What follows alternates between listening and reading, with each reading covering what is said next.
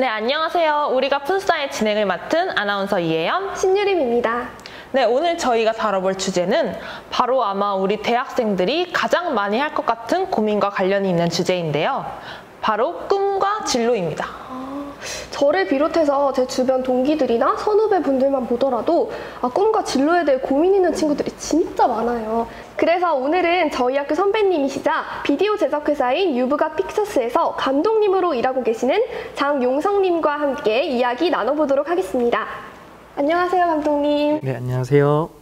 감독님은 저희 학교 선배이시기도 하면서 또 DUBS 선배님이시기도 하잖아요. 네. 그래서 오늘 좀 더 진솔하고 재밌는 이야기 많이 나눠주셨으면 좋겠습니다. 네, 오늘 재밌게 얘기 나눴으면 좋겠습니다. 네, 그러면 본격적으로 시작하기에 앞서서 오늘 주제가 꿈과 진로인 만큼 감독이라는 직업을 선택하시게 된 것과 관련해서 몇 가지 질문을 드려볼까 합니다. 네.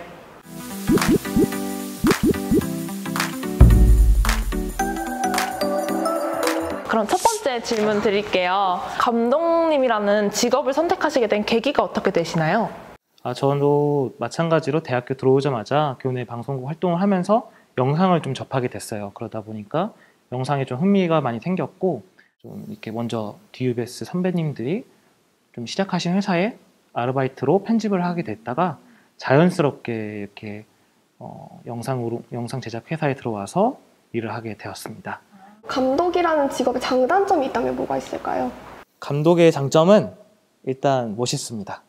그 타이틀이라는 게 무시 못하거든요. 네네. 그리고 사실 수입이라고 했을 때도 무시 못할 정도로 좀 높다고 생각할 수는 있을 것 같아요. 그만큼 아마 이제 좀 더 많은 것들을 체험하시면 느끼실 수 있겠지만 책임이 좀 많이 들어오는 부분이 있어서 그런 거에 대한 스트레스가 더 큰 것도 있죠. 단점은 아무래도 전문직이다 보니까 좀 쉽게 말해서 능력이 좀 뽀록난다? 네. 그런 것들이 좀 있어요. 요즘 유튜버들 보시면은 재밌는 사람들은 계속 보는데 아닌 사람들은 자연스럽게 사라지잖아요. 그런 식으로 압박감이라고 할 수 있을 것 같아요. 그 압박감을 되게 잘 이겨내면서 앞으로 나아가느냐, 그 차이가 있는 것 같습니다. 네, 그럼 이제부터 꿈과 진로에 관한 몇 가지 키워드를 보고 이야기를 나눠보도록 하겠습니다. 네, 첫 번째 키워드는 바로 어릴 적 꿈과 현재의 진로입니다. 감독님은 혹시 어릴 적 꿈은 무엇이셨어요? 저는 패션 쪽에서 사실 되게 일하고 싶었어요. 오늘 패션이 굉장히 어쩐지 네. 댄디하세요? 네. 그래요? 저 바캉스 룩을 떠올리면서 했는데 근데 이제 아무래도 현실적인 어렸을 때 벽에 좀 많이 부딪혔던 것 같아요.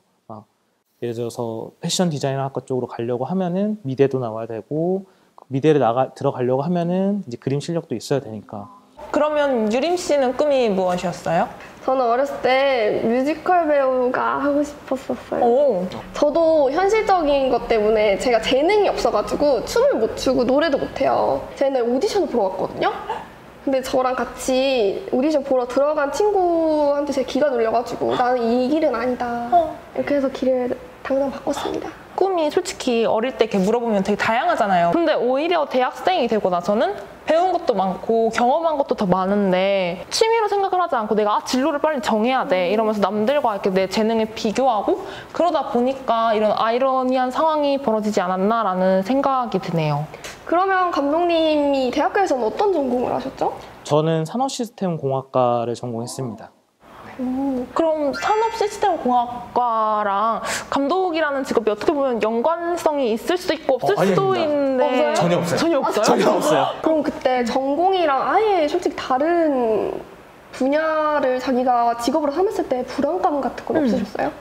있었죠. 현실적인 걸 좀 강했어요. 저 때만 해도 이제 공대생들이 취업이 잘 된다 이런 게 있어서 그 끈을 좀 버리지 못했던 게 좀 있어요. 그래서 과 공부는 과 공부대로 하면서 그래도 내가 재밌게 하고 있는 건 재밌게 하고 있는 대로 했던 것 같기는 해요. 많은 대학생들이 고민하고 있는 게 자기의 전공을 버리긴 또 아깝고 그 전공을 살려서 직업을 갖고 싶은데 네네. 실제로 주변 사람들을 보면 전공을 살려서 직업을 선택하는 사람은 또 많지는 않은 것 같기도 하고 네, 그런 게 특히 문과생 같은 경우는 좀 전공을 살려서 직업을 얻는 게 사실 쉽지는 않아서 3개월 복수 전공하려고 하고 그쵸.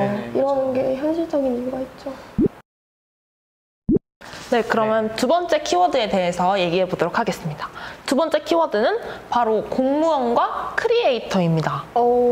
이 두 가지 직업이 되게 달라 보이잖아요. 굉장히 네. 상반된 직업인 것 같은데 네네네. 요즘 사람들한테 되게 손만 받는 직업이기도 하거든요. 이 두 가지가 공통적으로. 네네.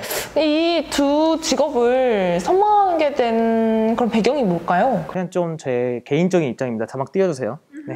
개인적인 입장이지만 유튜버는 일단 첫 번째로는 돈을 많이 벌 수 있다. 그리고 두 번째로 인기를 많이 얻을 수 있다 때문에 그 유튜버를 선망 많이 하는 것 같고, 공무원은 제일 큰 건 아무래도 안정적일 수 있다.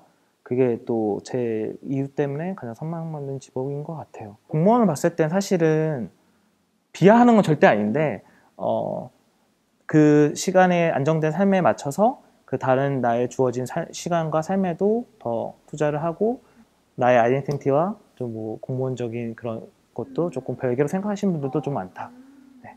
그게 좀 있을 수는 있을 것 같아요. 감독님은 워라벨이 좀 높은 편인가요? 감독이라는 직업은? 벨붕의 최고죠.